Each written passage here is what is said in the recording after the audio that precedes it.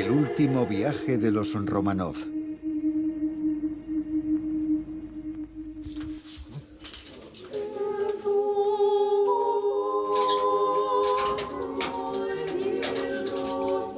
Para cualquier ruso es emocionante poder sumergirse en los archivos de su país para investigar su historia y la de sus antepasados.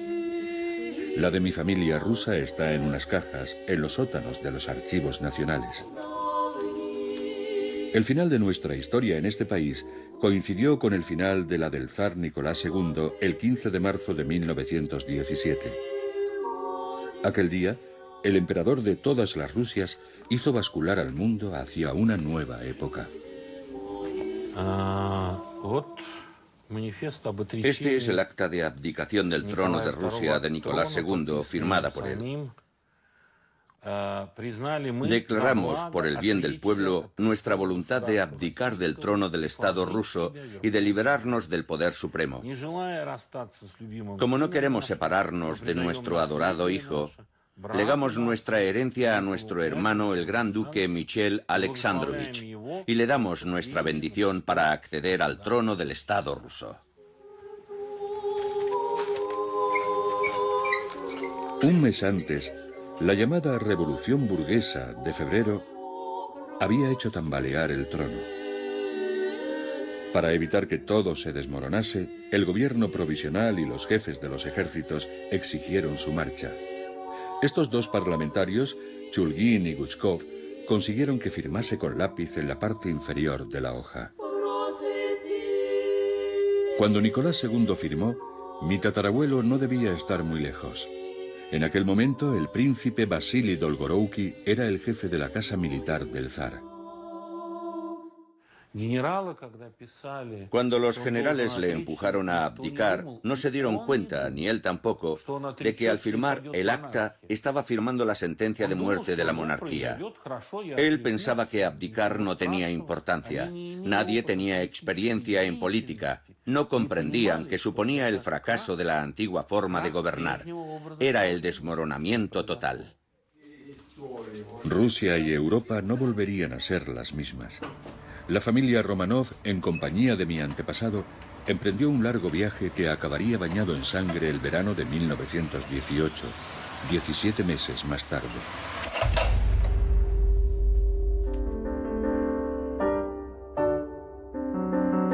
Antes de la guerra, la familia imperial rusa vivía en una torre de marfil.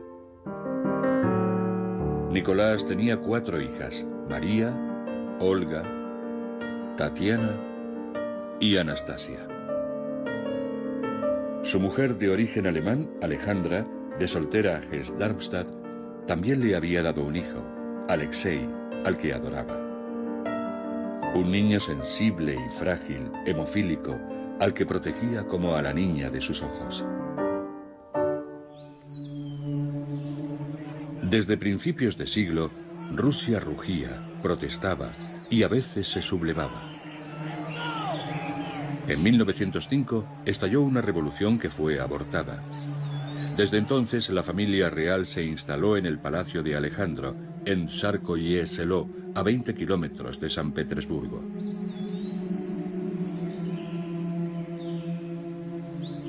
Un bucólico remanso de paz a salvo de los disturbios y lejos de los rumores y de las intrigas de la corte.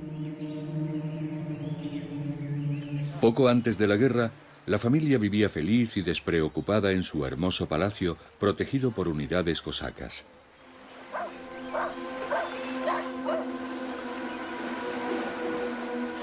Desde allí, mi tatarabuelo Vasily, con su gran bigote, cuidaba de este pequeño mundo a salvo de las amenazas que se cernían.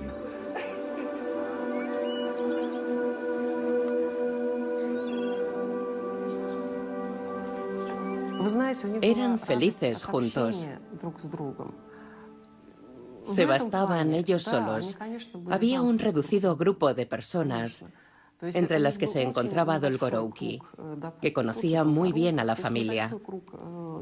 Eran tan autosuficientes que el aislamiento les llevó a despreocuparse por el pueblo y por la situación que se estaba viviendo. Se concentraron tanto en la propia familia, que lo demás les era indiferente. Ignoraban la situación real del país y no se dieron cuenta tampoco de que en realidad no podían hacer nada por cambiarla. Aquello era una espiral infernal. Nicolás se convirtió en el artífice de la desgracia de su imperio. Mantenía en secreto las decisiones que tomaba porque no confiaba en sus ministros. Estaba convencido de que era el único que lo controlaba todo. Ni siquiera tenía secretario privado. El sistema autocrático estaba podrido y Nicolás vivía en la fantasía.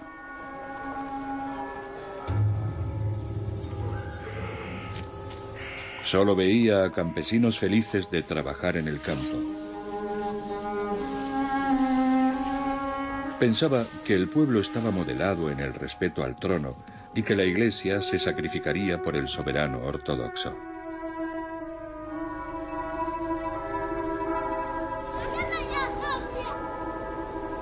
No quería ver que la mayoría de los 140 millones de habitantes de Rusia eran campesinos sin instrucción, hambrientos y oprimidos. Ni que cada vez eran más los que iban a las ciudades en busca de una oportunidad para trabajar en las nuevas fábricas, engrosando las listas del proletariado maltratado, cada vez más sensible a las ideas revolucionarias. A Nicolás le preocupaba mucho más la diplomacia, alterada por el aumento de poder de la Alemania del emperador Guillermo.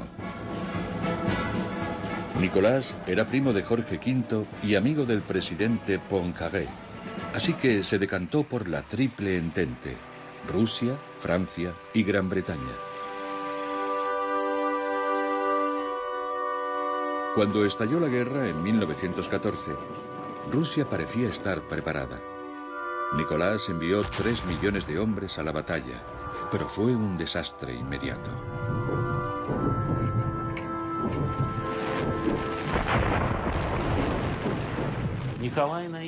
Nicolás creía ingenuamente que iba a poder resolver el problema alemán en 2 o 3 meses, que la victoria sería fácil. Pero se desengañó después de los primeros grandes combates y tras las primeras grandes derrotas. Además, la producción de armas era totalmente insuficiente. Rusia se batía en retirada. Para salvar la patria, Nicolás II decidió tomar el mando del ejército. De inmediato destituyó a su tío, el generalísimo gigante al que la tropa adoraba. No fue una buena idea, porque a partir de ese momento, Nicolás II sería el responsable de la derrota. A principios de 1917 habían muerto 1,5 millones de soldados, 5 millones estaban heridos o prisioneros, y Rusia había perdido buena parte de su territorio occidental. En los años 1916 y 1917, la población estaba agotada por la guerra. La guerra era interminable. Todos los días llegaban a San Petersburgo y Moscú 5 trenes con heridos. Un día tras otro. Había que alojarlos y curarlos. Los ciudadanos querían la paz. Se preguntaban cuándo iba a terminar la guerra. Detrás de las líneas no había tiempo para enterrar a los muertos. El ejército retrocedía en desbandada, desabastecido. El país estaba exhausto. Las ciudades y los campos se morían de hambre.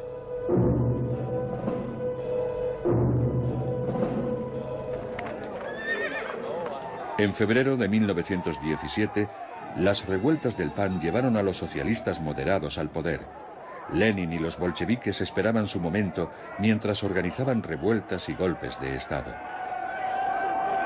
Nicolás II ordenó disparar sobre el pueblo, produciéndose algunas muertes. A partir de ese momento, nada podría detener la revolución rusa. El zar abdicó a principios de marzo, en el que fuera su cuartel general. Escribió en su diario: Miércoles, último día en Mogilev. A las 10 he firmado mi retirada del ejército. He saludado a todos los miembros del Estado Mayor. Con los oficiales cosacos casi se me ha roto el corazón. Hacía mucho viento y estaba helando. Ha sido muy duro y doloroso. Todo su mundo se venía abajo. Solo pensaba en una cosa: reunirse con su familia cerca de San Petersburgo. Montó en su bonito tren azul. Mi tatarabuelo Vasily estaba a su lado, probablemente tratando de consolarlo. El emperador derrotado creía que el gobierno provisional le protegería y le garantizaría la tranquilidad del resto de su vida. Se equivocaba una vez más. A 300 kilómetros de San Petersburgo, un soviet de insurgentes, campesinos, soldados y obreros indignados bloqueaban la vía. Empezaban los problemas de verdad. Tras 6 días de negociación, el tren por fin pudo proseguir su camino. En el palacio de Alejandro, las cosas tampoco iban bien. Odiada por el pueblo, la emperatriz alemana, que había estado bajo la diabólica influencia del monje Rasputín, estaba atrapada en el palacio sitiado. El gobierno provisional envió a la prestigiosa Guardia de Novgorod para proteger a la familia. Pero las tropas se multiplicaban a las puertas del palacio. Aquel mes de marzo, Alejandra y sus hijos escaparon por poco de un funesto destino. El palacio estaba sitiado.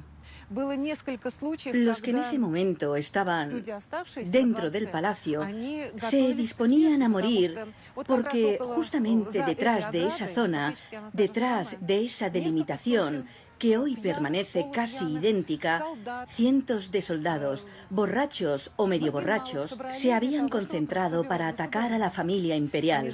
Solo esperaban una orden, pero la orden nunca llegó. La noticia de la abdicación del zar se propagó como la pólvora. A las puertas del palacio, la multitud pedía explicaciones. El 21 de marzo fue el peor día. El nuevo comandante en jefe, Kornilov, nombrado por el gobierno provisional, acudió para notificar a Alejandra que toda la familia, incluido el zar, estaban bajo arresto. Ella escribió en su diario: He escuchado en silencio al general que todavía llevaba sus condecoraciones imperiales. No es dueño de sus palabras. Dios le juzgará. Los soldados revolucionarios relevaron a la Guardia de Novgorod. Todo volvió a una calma relativa. Al día siguiente, a las 4:45, el tren del zar reanudó el viaje hacia la estación de Tsarskoye Selo, la más cercana al palacio, llegando al final de la mañana.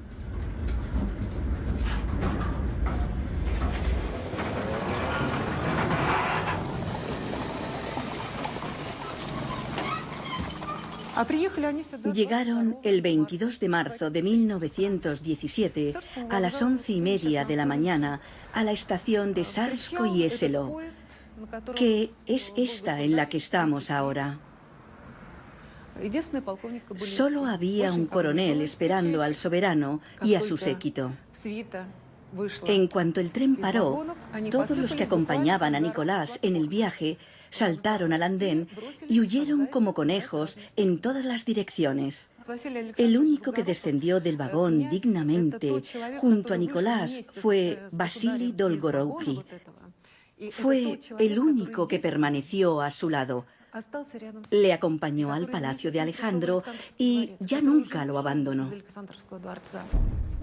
Subieron a un coche y se dirigieron al palacio de Alejandro. El zar no sabía con precisión cuál era su situación, pero le informaron al llegar. Estaban todos bajo arresto, tanto la familia como los que la acompañaban, entre ellos mi tatarabuelo Vasily. En las habitaciones no había cambiado nada, pero les habían cortado la luz y el agua. Caminaban para calentarse. Era el mes de marzo, hacía mucho frío y tenían que romper el hielo de estos estanques para tener agua.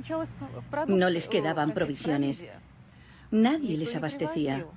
Vivían literalmente de minúsculas raciones, porque en el palacio todavía quedaba mucha gente. Era como estar en una cárcel. El final del invierno fue muy crudo. La temperatura llegaba a los 40 grados bajo cero. Había que racionar las escasas reservas para evitar el hambre a la familia y a su reducido entorno. Los representantes del imperio tenían ampollas en las manos, obligados a trabajar el hermoso parque transformado en huerto. Los guardianes, elegidos por el gobierno provisional en las guarniciones de San Petersburgo, no eran ajenos a la propaganda bolchevique que invadía la capital y se burlaban de ellos. A veces mostraban un resto de devoción y posaban junto al zar. Tan temido en otro tiempo, se había transformado en un hombre bonachón y afable. Y siempre bajo la atenta vigilancia de mi buen tatarabuelo Vasily Dolgorouki, con su bigote tembloroso y su uniforme impecable. En primavera solo quedaban unos pocos fieles en el palacio. Mi tatarabuelo era uno de ellos, a la izquierda en esta foto. Otras personas con autorización para quedarse eran la madre y su nuevo marido, el preceptor de la familia imperial y 3 damas de compañía de la zarina. Una de ellas, Ana Virubova, escribió: He mirado por la ventana. En el jardín que rodea al palacio estaba el emperador de todas las Rusias con su fiel amigo el príncipe Dolgorouki. Le rodeaba un grupo de 6 soldados armados que con el cigarrillo en la boca empujaban al emperador como si fuera un delincuente. «No puede ir por ahí. Haga lo que le decimos», gritaban. Sorprendentemente, la familia imperial obedecía sin rechistar. De nuevo, Nicolás II parecía estar al margen de las contingencias de este mundo. La monarquía seguía siendo legal. Podría haber buscado ayuda, rebelarse, huir. Sin embargo, soportó con resignación todas las humillaciones. Incluso llegaron a prohibirles a Alejandra Fyodorovna y a Nicolás II comunicarse entre sí. No podían hablar en lengua extranjera, solo podían hablar en ruso. Les vigilaban continuamente, incluso cuando paseaban. Intentaban no dejarles nunca solos. Temían un pacto o un complot. Aunque Nicolás II y Alejandra Fyodorovna nunca hicieron nada en ese sentido. Al contrario, no hacían nada de eso. Respetaban al pie de la letra las medidas disciplinarias que les habían impuesto. Al otro lado de las rejas del palacio en el que estaba prisionera la familia imperial, Rusia se enfrentaba a 2 grandes dificultades. Por un lado, la guerra que continuaba, porque el gobierno burgués liberal del príncipe Vov se había comprometido con los aliados. Y por otro, la agitación revolucionaria. Los soviets, esos comités que surgían por todas partes, bloqueaban las decisiones del poder provisional. Todavía no eran muchos, pero estaban armados y sus reivindicaciones eran muy populares. Lenin dirigía el movimiento a distancia desde su exilio en Suiza. Los alemanes le ayudaron a regresar a Rusia en un tren que le llevó a San Petersburgo con 200 camaradas más. Los alemanes buscaban acentuar el caos en Rusia con la esperanza de que el frente este se desmoronase. Lenin no desaprovechó la oportunidad. Organizó al partido bolchevique para conquistar el poder. Un abogado liberal, Alexander Kerensky, se convirtió en primer ministro. Continuó con la guerra, hizo frente a los bolcheviques y protegió a los Romanov de los excesos del pueblo, por si el imperio volvía a ser una solución política. El 31 de julio, la familia imperial que quería marcharse a Crimea fue evacuada del palacio de Alejandro en el que había pasado 5 meses. Informaron a Nicolás de que les enviaban a otro lugar, sin explicarles nada más. Pidió algunas aclaraciones, pero solo le dijeron que cogiera ropa de abrigo.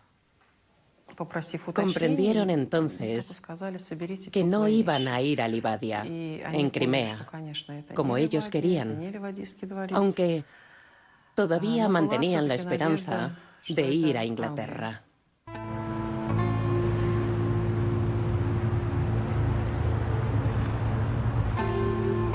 El exilio en Inglaterra para los Románov era una evidencia familiar y política. Jorge V estaba sólidamente instalado en Buckingham, seguro que tendería la mano a su querido primo Nick. Antes de la guerra, las dos familias se veían mucho, como todas las monarquías de Europa, enmarañadas con sus alianzas familiares. Nicolás y Jorge eran primos emparentados por la familia real danesa y mantenían una cálida correspondencia. Se parecían mucho entre ellos. Tenían un parecido increíble. Se cortaban la barba y los bigotes de la misma forma. Creo que intentaban parecerse todavía más. Pero el rey de Inglaterra, más realista y con frialdad, abandonó a su primo, el zar. Pese al afecto que sentía por su primo Nicolás II, Jorge V no quería que se asociara la monarquía británica con un déspota extranjero odiado por todos. Y el hecho es que toda Europa consideraba a Nicolás II como el mayor de los tiranos, que dirigía una gran potencia en ese momento. Sí, le gustaba decir, somos primos, parecemos gemelos, pero en realidad estaba diciendo, Nicolás, quédate en casa y que el destino decida tu suerte.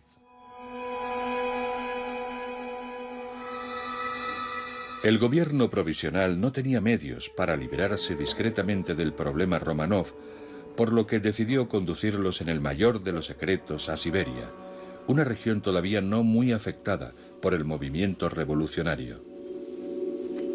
Ironías del destino. Siberia era desde hacía siglos la tierra del exilio para los deportados del régimen zarista. Les dieron muy poco tiempo para prepararse y no tuvieron más remedio que dejar muchas cosas de valor aquí. Para ellos, lo más difícil era que tenían que cortar con toda relación con San Petersburgo y con este palacio en Tsarskoye-Selo. En el fondo, sabían que se marchaban para siempre, que no volverían. Por eso la despedida fue un episodio increíblemente trágico. Les permitieron coger solo algunas cosas y esperaron sentados en unas sillas hasta la madrugada. Entonces se los llevaron en secreto. Cruzaron el parque en esta dirección y subieron a unos automóviles. Después los llevaron a la estación de tren solo con las cosas que habían cogido. La emperatriz escribió en su diario: ¡Qué sufrimiento al partir! Todo está recogido, las habitaciones vacías. ¡Qué dolor!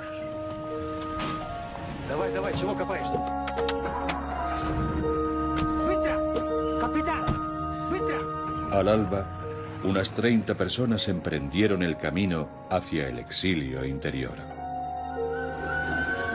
El zar, la zarina, sus 5 hijos, el preceptor suizo, 2 médicos y algunos sirvientes, entre los que se encontraba el fiel Val Dolgorouki. Destino Tobolsk, vía Tiumen, 2.500 kilómetros en línea recta. Más de una semana de viaje, primero en tren y luego en barco. Era la primera vez en 2 siglos que el zar no estaba en los palacios de San Petersburgo. El nuevo poder se abalanzó sobre las riquezas abandonadas. A partir del 2 de agosto, el gobierno provisional envió una comisión al palacio de Alejandro para hacer un inventario. Un fotógrafo plasmó para la eternidad y en color los últimos fastos de la familia imperial.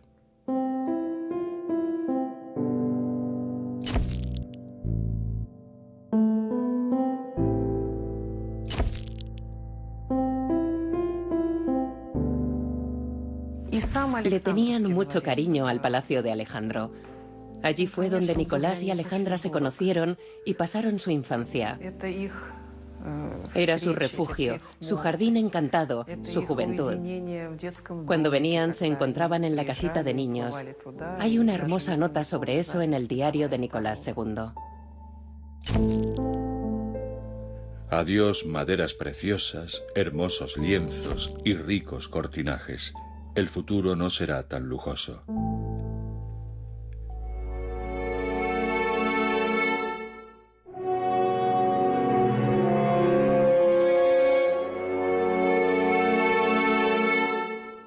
Aquí es donde iban a vivir.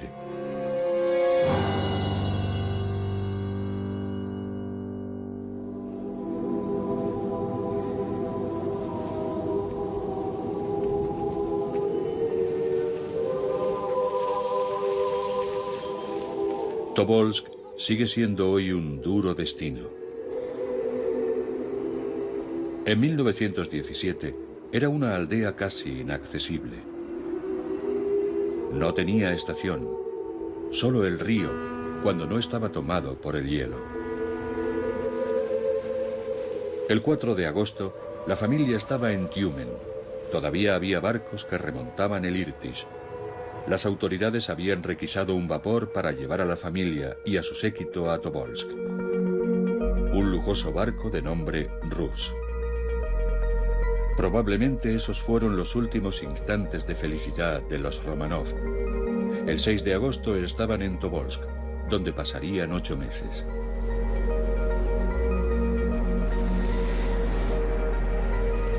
Val Dolgorouki desembarcó para reconocer el terreno.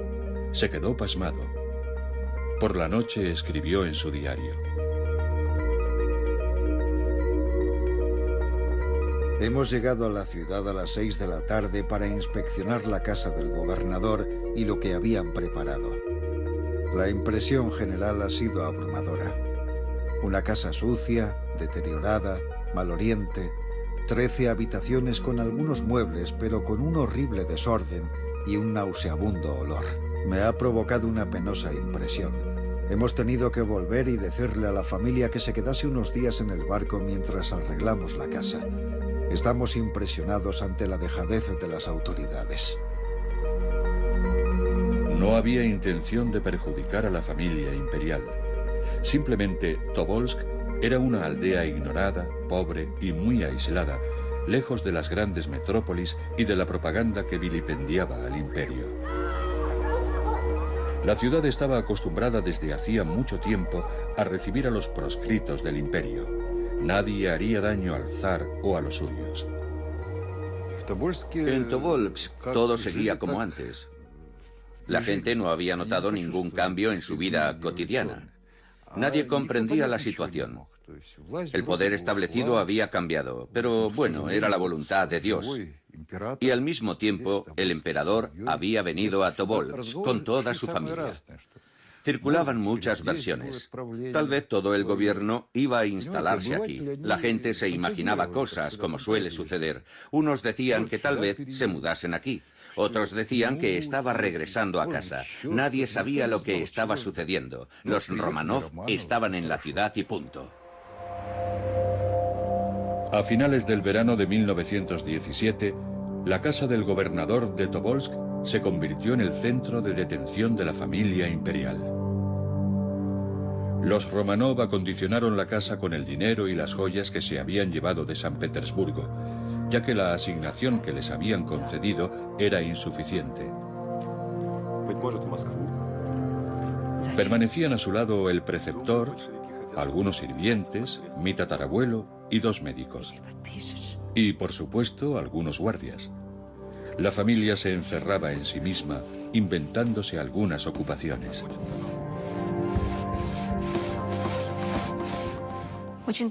Es conmovedor ver las fotografías de los miembros de la familia imperial, sobre todo las que se hicieron aquí, en Tobolsk. Es de sobra conocido que el zarevich Alexei Nikolayevich y su preceptor Pierre Guillard hacían fotos. Hicieron muchas fotografías durante ese periodo.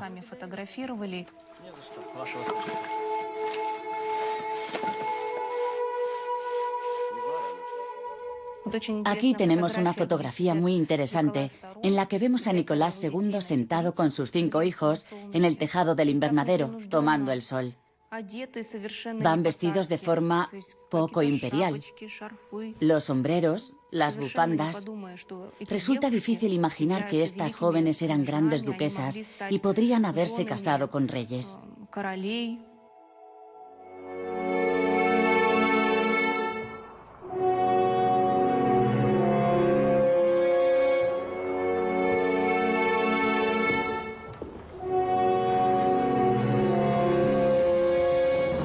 En Tobolsk hoy solo quedan fantasmas y paredes.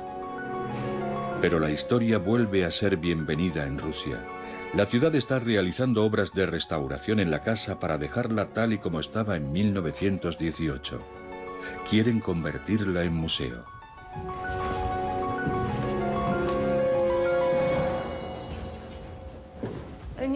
Nicolás II mandó colocar justamente aquí una mesa en la que leía y contestaba toda su correspondencia.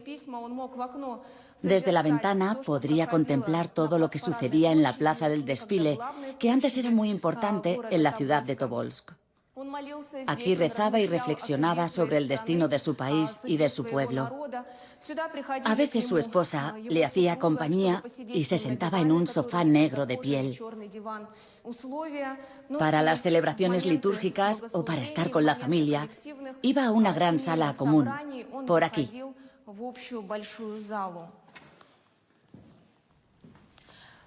Al salir del despacho de Nicolás II, había una ventana que daba al balcón.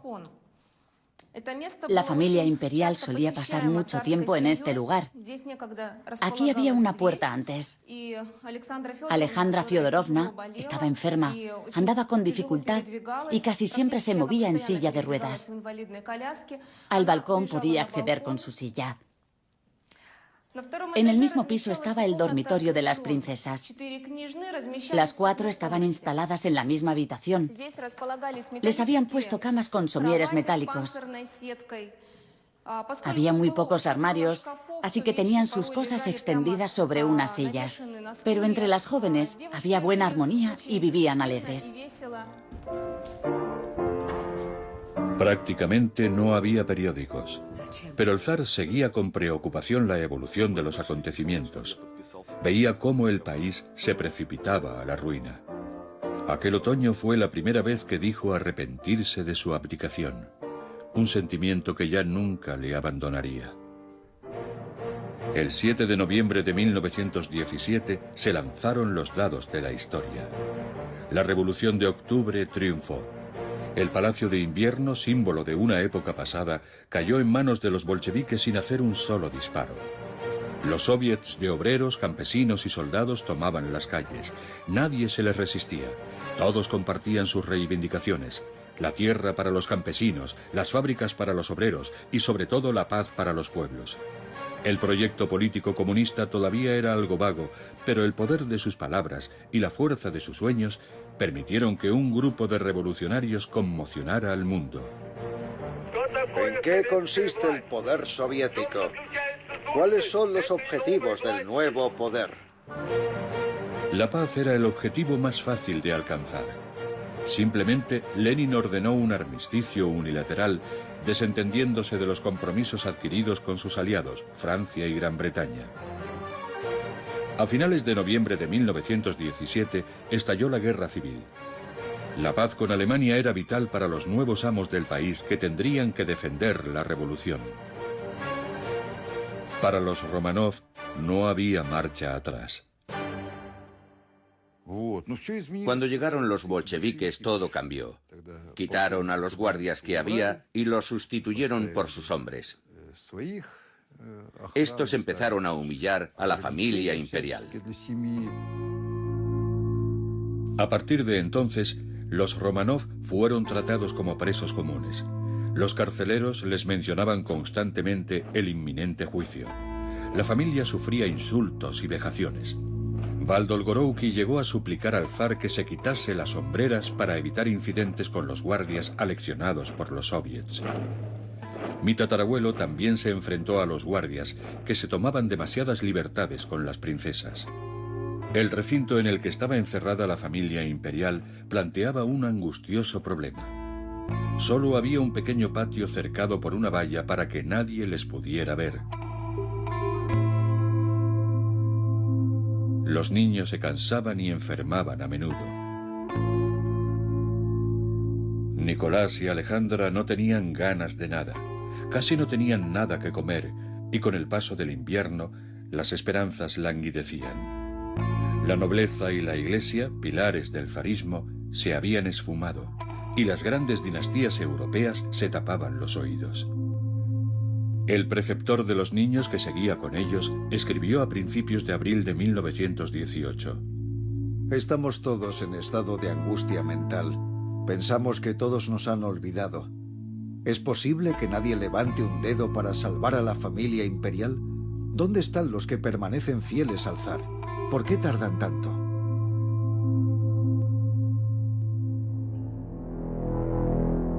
En Moscú el poder bolchevique estaba amenazado. La guerra civil se intensificaba.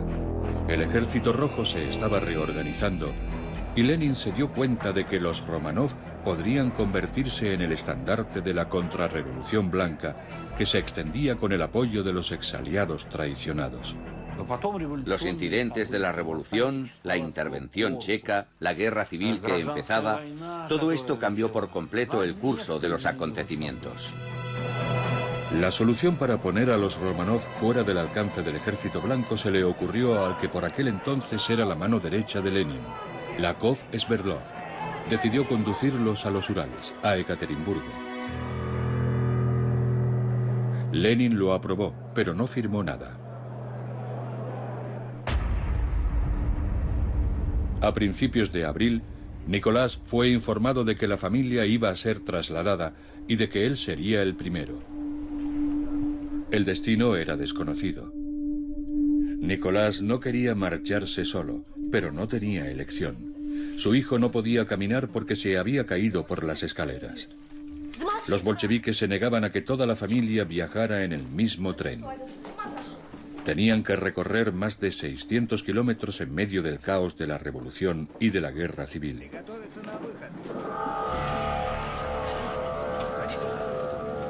El hombre de confianza de Sverdlov, el comisario Yakovlev, organizó dos convoyes diferentes con destino a Ekaterimburgo.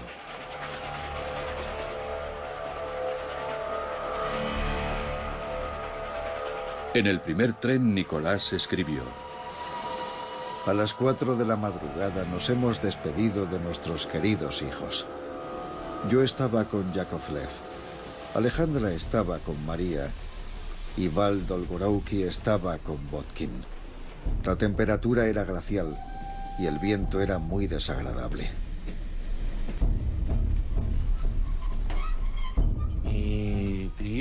Llegaron a Ekaterimburgo. Fueron conducidos a la casa del comerciante Ipatiev y allí empezó una historia muy diferente.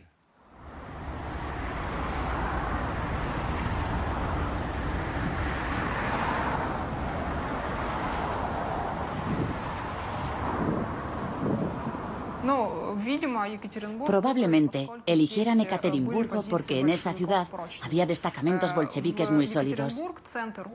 Ekaterimburgo era el epicentro de las fábricas de los Urales y en estas fábricas había presos criminales. Por eso disponían de los medios necesarios para proteger a los bolcheviques. Todo en la ciudad hacía posible encerrar en un régimen penitenciario a la familia imperial. Llegaron el 30 de abril.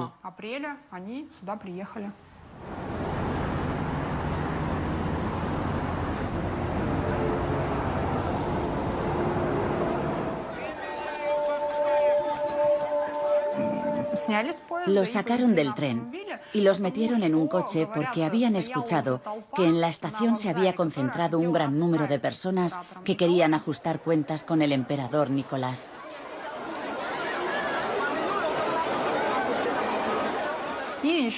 Después llegaron los sirvientes que no habían abandonado aún a la familia imperial. Y también el general Dolgorouki junto con el oficial Tatishev. Pero a ellos los separaron inmediatamente y los enviaron a prisión. Para alojar a la familia imperial, el Soviet de Ekaterimburgo requisó la casa Ipatiev en el centro de la ciudad, prometiéndole al propietario que la recuperaría enseguida. Se sobreentiende que los Romanov no iban a permanecer mucho tiempo en ella. Hoy seguimos sin saber con precisión cuáles eran las intenciones de Lenin y del partido bolchevique para con la familia. Rehenes, moneda de cambio, es un secreto de Estado, eliminado igual que la casa Ipatiev, que fue derribada en los años 60. Solo tenemos reconstrucciones. A principios de 1918, la vivienda estaba cercada por una doble empalizada. Había ametralladoras en el tejado y centinelas por todas partes. El 30 de abril, la puerta se cerró. Nicolás y su pequeño séquito esperaron durante un mes la llegada del resto de la familia. La familia tomó el tren a finales de mayo. Los niños, un médico y el preceptor que hizo las que serían las últimas fotos de los Romanov vivos. En ellas se ve a la pequeña Anastasia, al zarevich Alexei y a Olga.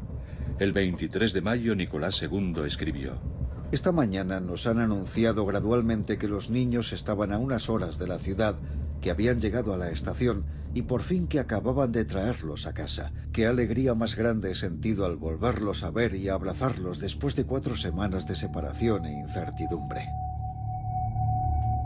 Últimos momentos de felicidad. Tras estas paredes, el zar y los suyos desaparecieron definitivamente de los ojos del mundo. La ciudad estaba controlada por soviets de obreros armados, de donde salían los guardas de la casa Ipatiev. Su jefe era un agresivo hombre que solo se dirigía al zar vencido para llamarle bebedor de sangre. Prisioneros y guardias compartían el mismo piso en torno al comedor. Nicolás II estableció un despacho en el salón. Las habitaciones no tenían puertas, según los guardias, por razones de seguridad. Unos guardias que permanecían de pie, mientras los últimos criados servían lo poco que había para cenar a los Romanov. Las 4 hermanas dormían juntas y el príncipe heredero y sus padres en la habitación contigua. No tenían ninguna intimidad.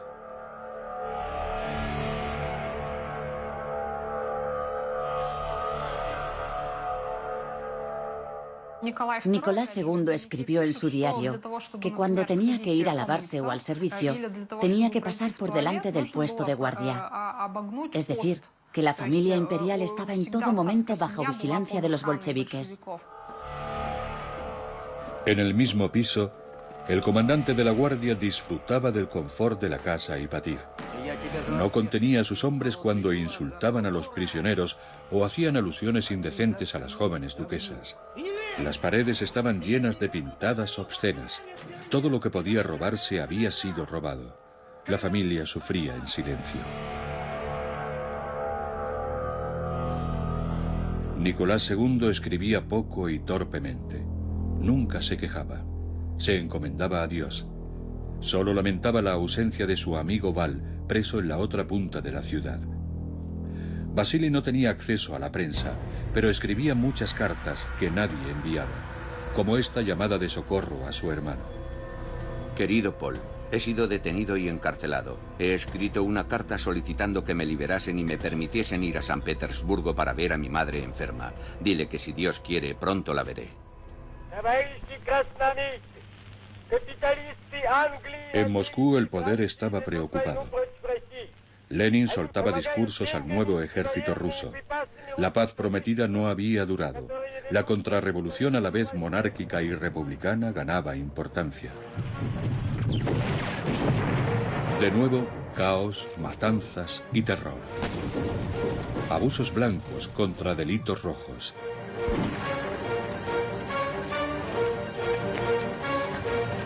Ingleses, franceses, americanos, griegos, polacos, rumanos, japoneses, 12 países intervinieron. En Siberia, una legión checa antibolchevique de 45.000 hombres tomó Omsk y marchó sobre Ekaterimburgo. Los Romanov recuperaban la esperanza de la liberación.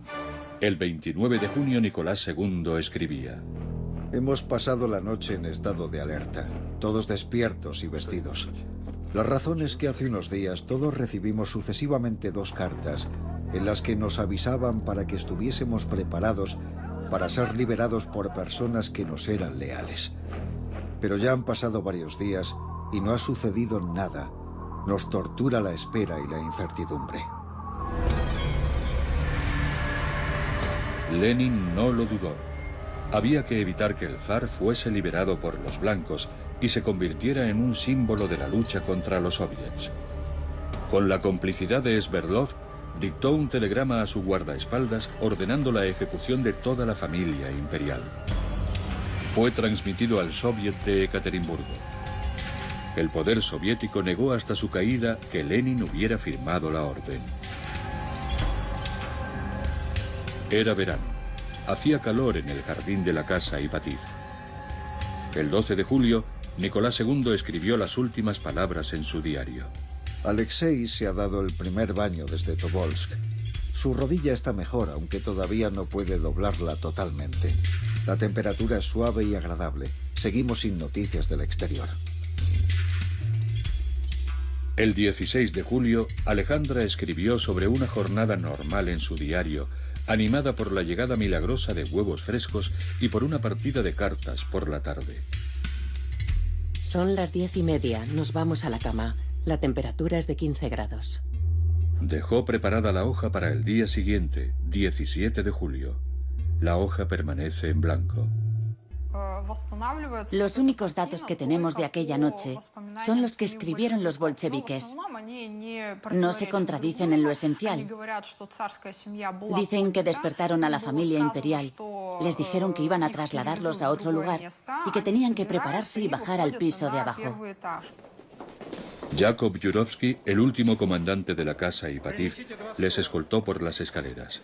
Después, les leyó la condena a muerte que 10 miembros de la policía secreta ejecutaron.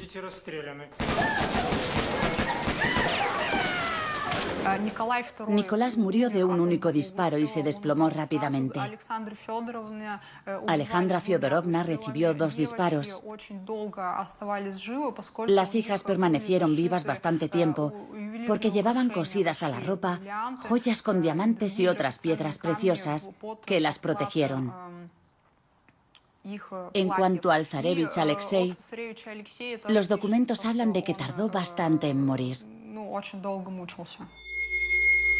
La Legión Checa llegó demasiado tarde. Pudo grabar las imágenes del lugar de la masacre, pero no encontró los cuerpos de las víctimas. Los asesinos cargaron en un camión los cuerpos del zar, su esposa, sus 5 hijos y los 4 últimos sirvientes. Un pelotón se encargó de hacerlos desaparecer. Los 11 cuerpos fueron descuartizados y quemados. Los rociaron con ácido y los enterraron en este bosque, en un lugar llamado la Pradera del Cerdo. Solo hubo un anuncio oficial reconociendo el fusilamiento de Nicolás, pero también afirmaba que el resto de la familia fue trasladada a un lugar seguro, lo que dio lugar a la aparición de muchos impostores. En las calles se pusieron copias de este telegrama que anunciaba la ejecución del zar. Esta fue la versión oficial hasta la caída de la Unión Soviética. Hubo que esperar hasta 1991 para que el presidente Boris Yeltsin autorizara las exhumaciones. Los historiadores no tienen duda, toda la familia imperial fue ejecutada. Se han identificado todos los cuerpos. Hoy, en el terreno de la casa Ipatiev, se alza una catedral que se ha convertido en un lugar de peregrinaje para la Iglesia Ortodoxa. Nos hemos reunido para celebrar una gran fiesta eclesiástica. Hace 100 años se cometió aquí un crimen terrible. Actualmente la Iglesia Ortodoxa rusa ha canonizado al zar y a toda su familia. Desde 1917 hasta la caída de la Unión Soviética, se abstuvo prudentemente. El zar y toda su familia fueron torturados hasta la muerte, asesinados, descuartizados y quemados.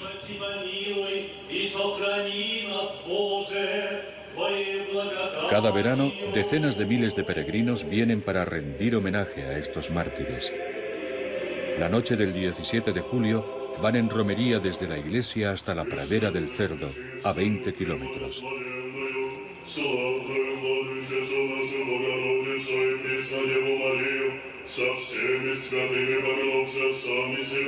Curiosa mezcla de devoción, nacionalismo y beatería que revela la fascinación que sienten algunos rusos por un poder fuerte y centralizado.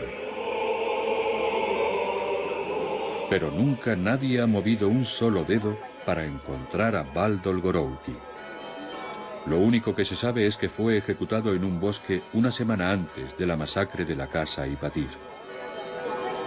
Su muerte sigue alimentando la disputa entre sus descendientes. Unos lo consideran un héroe porque sirvió a su señor hasta el final. Otros dicen que si hubiera sido menos tonto, también habría huido como un conejo en el andén de la estación de Sarskoye Selo en la primavera de 1917.